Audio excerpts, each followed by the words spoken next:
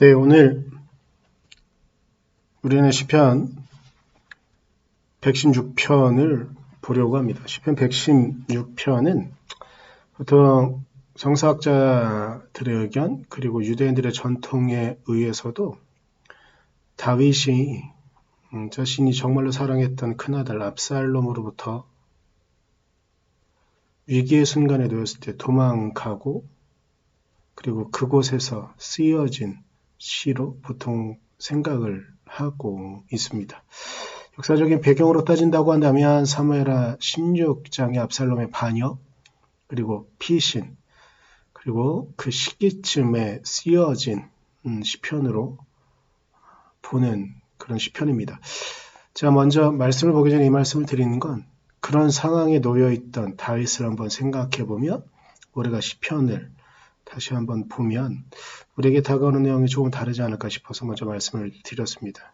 이제 곧 말씀을 볼 텐데 말씀 보면서 위기에 처해 있던 정말 목숨이 경각에 놓여 있었던 다윗은 어떻게 그 시기에 시편을 썼는가 그리고 우리에게 어떤 이야기를 전해주고 있는가 생각해보며 오늘의 말씀을 같이 보았으면 합니다. 같이 보도록 하겠습니다.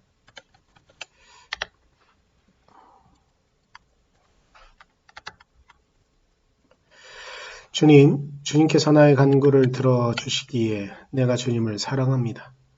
나에게 귀를 기울여 주시니 내가 평생토록 기도하겠습니다. 죽음의 올가미가 나를 얽어매고 수월의 고통이 나를 엄습하여서 고난과 고통이 나를 덮쳐올 때에 나는 주님의 이름을 부르며 주님 간구합니다. 이 목숨을 구하여 주십시오 하였습니다. 주님은 은혜로우시고 의로우시며 우리의 하나님은 국률이 많으신 분이시다. 주님은 순박한 사람을 지켜주신다. 내가 가련하게 되었을 때에 나를 구원하여 주셨다.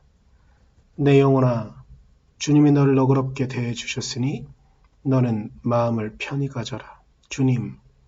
주님께서 내 영혼을 죽음에서 건져주시고 내 눈에서 눈물을 거두어 주시고 내 발이 비틀거리지 않게 하여 주셨으니 내가 살아있는 동안 주님 보시는 앞에서 살렵니다. 내 인생이 왜 이렇게 고통스러우냐 하고 생각할 때에도 나의 믿음은 흔들리지 않았습니다. 나는 한때 몹시 두려워 믿을 사람 아무도 없다 하고 말하곤 하였습니다. 주님께서 나에게 베푸신 모든 은혜를 내가 무엇으로 다 갚을 수 있겠습니까? 내가 구원의 잔을 들고 주님의 이름을 부르겠습니다. 주님께서 원하는 것은 모든 백성이 보는 앞에서 다 이루겠습니다. 성도들의 죽음조차도 주님께서는 소중히 여기신다. 아멘. 주님, 진실로 나는 주님의 종입니다. 나는 주님의 종, 주님의 여종의 아들입니다. 주님께서 나의 결박을 풀어주셨습니다. 내가 주님께 감사 제사를 드리고 주님의 이름을 부르겠습니다. 주님께서 원하는 것은 모든 백성이 보는 앞에서 다 이루겠습니다. 예루살렘아, 내 한가운데서 주님의 성전들 안에서 주님께 원하는 것들을 모두 이루겠다. 할렐루야. 아멘.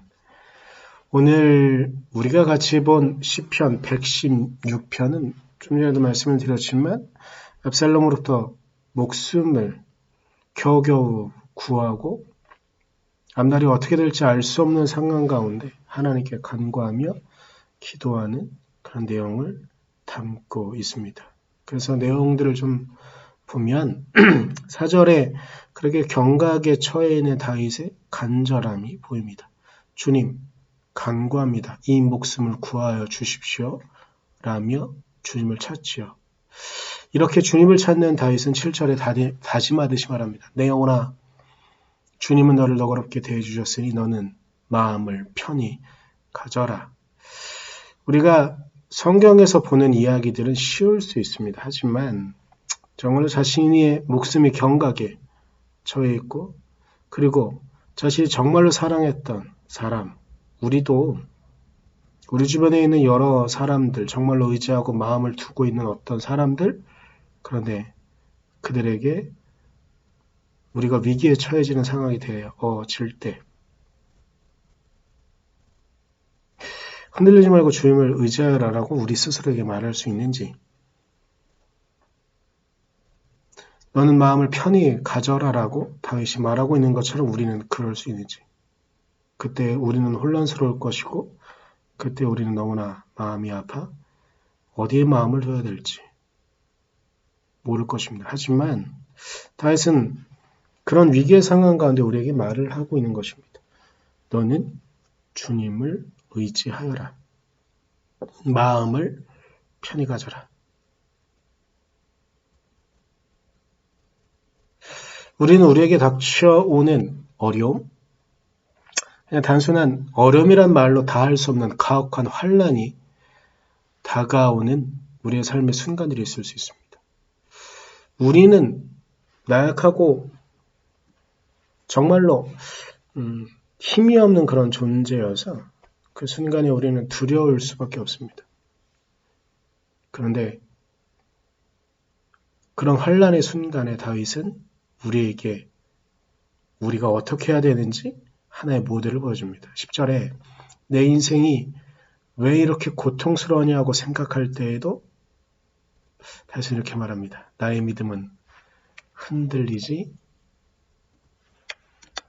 않았습니다라고 이야기합니다.